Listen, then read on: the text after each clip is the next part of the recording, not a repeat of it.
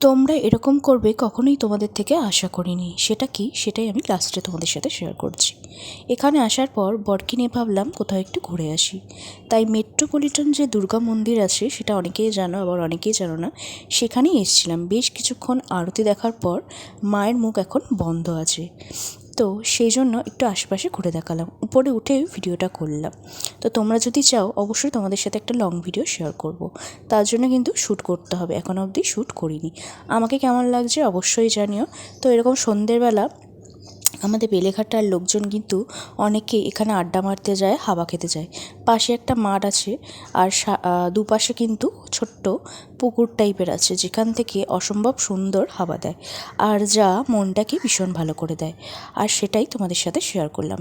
তারপর কিছুক্ষণ পর মায়ের মুখটা তোমাদের সাথে শেয়ার করলাম, কেমন লাগছে জানিও। আর হ্যাঁ, তোমরা, আমি বলেছিলাম 1K এর জন্য আমি তোমাদের সাথে ভিডিও শেয়ার করছি, বাট তোমরা কোনো রকম কমেন্টই করছো না, লাইক করছো না, সাবস্ক্রাইবও করছো না। এই জিনিসগুলো কিন্তু তোমাদের সাথে মানে এগুলো তোমরা যে আমার সাথে করবে আমি কখনোই ভাবিনি। এরকম জানলে আমি কিন্তু কখনো ভিডিও দিতাম না। আর দেখতে পাচ্ছ লাস্টে প্রসাদ খেয়ে বাড়ি চলে গেলাম। ভিডিওটা ভালো লাগলে সাবস্ক্রাইব করে দিও। যাই হোক, ভীষণ আশাহত হলাম তোমরা এরকম করবে আমার সাথে।